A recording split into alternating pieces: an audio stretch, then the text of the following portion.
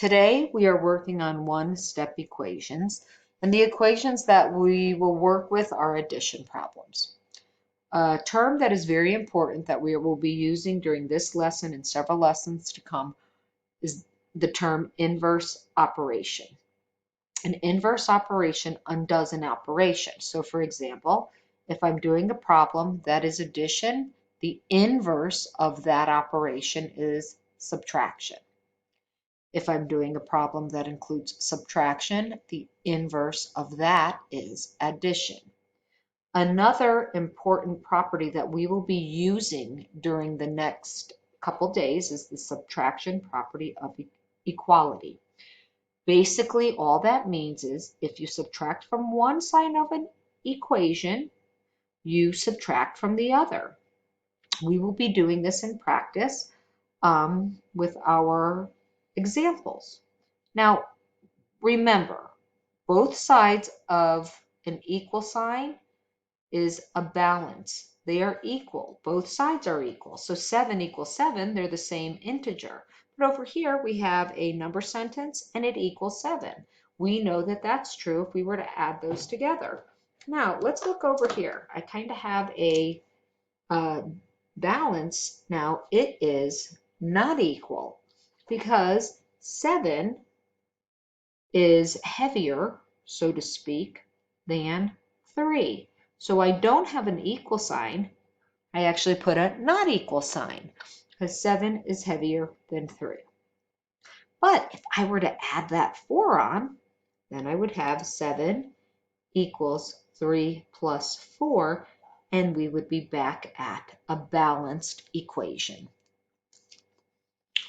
Now, we're going to practice doing an algorithm for one-step equations. The algorithm is our set of procedures to help us solve. Now, I'm going to be honest with you. The problems we're going to be working on are going to be fairly simple, but that way we will be successful and see how this algorithm works. It is extremely important that you write everything down. Now, I have the phrase isolate the variable. Now, how do we isolate the variable? Using your inverse operation. In this instance, we will be using subtraction because the inverse of addition is subtraction. I'm going to fix this, alrighty. Now, let me move this over a tiny bit so you can see that. And you know what I'm going to do? I'm going to highlight this because it's really important that we use that inverse operation. Now, we're going to do the inverse operation on both sides of the equal sign, and then we end up solving for x. Now, we're going to show two ways. Now, these problems, I already know that you're going to be able to figure it out easily. How do I know? Because you guys have good number sense. You know that a number plus 3 that equals 8. You can go ahead and count that in your head. You can use your fingers. You can do whatever it is that you think it is. To get to that, you can count on, you can subtract. However it is best for you to find that solution. Well, it's x equals 5 if you took a minute to think about it. I plug it in, and it equals 8. So we do this automatically using what we call inspection, and basically it's common sense. That's great. You can do that for any problem like this. However, when we get into the more difficult problems, it will become more difficult for you to solve, and you're going to need to know the steps to take with the algorithm. So here, I'm going to take the same exact problem. It is x plus 3 equals 8. Now, this isn't part of the algorithm, but this is something that's going to help me stay on the each side of my equal sign. So I'm going to do what's called build a wall. It's not political. It's just to make sure that I do everything on one side of the equal sign and everything on the other side of the equal sign. Now I can move on to isolate the variable by using the inverse operation. The variable is here. I need to get it isolated. What does isolate mean? By itself, all alone, okay? So for me to isolate the variable, there's an operation here and there's just the number there, so I'm going to subtract.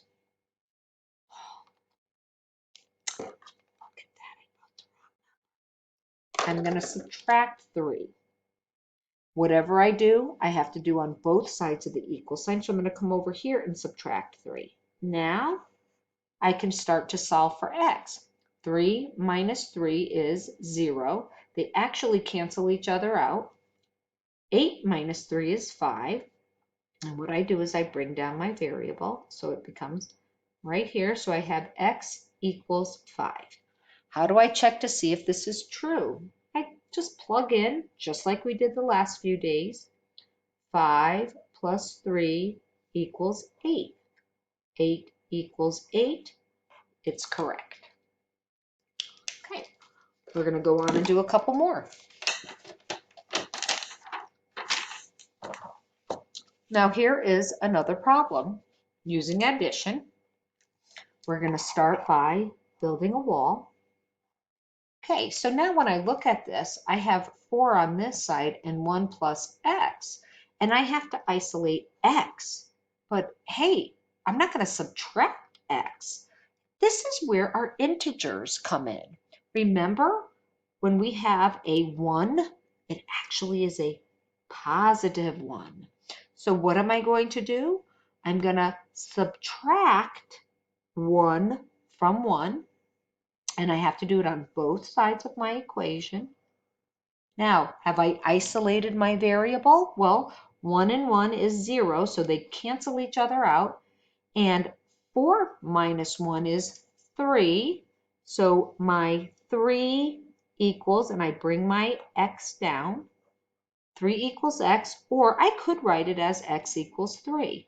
Now, I bet you guys were able to do this just in your head. You have good common sense. And yes, that would be great. Please do that. However, please make sure you also check your work by using this method, because things will get tricky as we move on with other operations. Let me check my work now. 4 equals 1 plus x. 4 equals 1 plus what's x? 3. 4 equals 4. Check. Same thing here. Yeah, I know you know what it is in your head, but let's do all the procedures that are needed to solve using the algorithm. I need to isolate my variable, so I'm going to use the inverse of addition, which is subtraction. Now I can subtract either side of the equal sign. This cancels each other out. I bring x down. 10 minus 6 is 4. I have x equals 4. Let's check to see if it's correct. 4 plus 6 equals 10. 10 equals 10. Correct. Again, here we go. Wall. Hey, this one's like this one. I'm not going to subtract x because I need to get x by itself. So I need to do something with this number over here. Well, this is a positive 9, so I'm going to subtract 9. And whatever I do to that one side of the equal sign, I do to the other. This cancels each other out, so I end up with x. 15 minus 9 is 6. So 6 equals x, or we could say, oops, x equals 6. I was just getting ready to rewrite it incorrectly. Plug in your number. X equals 6. 15 equals 15. Check. So here's one that's a little bit more difficult. It is our fractional amounts. Now, here's the deal, my friends. The only thing that makes this more difficult is just being able to do your fractions. So here's what we're going to do. We're going to do everything the same thing that we did with these other ones. And now I'm going to subtract 1/3 on both sides of the equation. And what happens is this cancels each other out. X comes down. But now I have to solve for this. I need a common denominator. What is a common denominator for 5 and 3? We need equal parts. It's 15. I have to make an equivalent fraction. So when I take 3 times 5, I get 15. So 1 times 5, I get 5.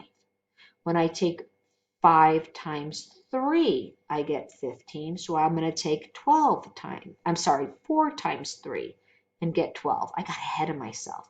Now I'm still subtracting, so I'm going to put that over here. 12 minus 5, because we only subtract the numerators, and I keep my denominator, so x equals 7/15. Now, can I check my work? Yes, but I am going to make sure I use my my equivalent fractions instead. So x plus, what is 1/3? Let me get a different color. 1/3 is 5/15, and it is equal to, and we have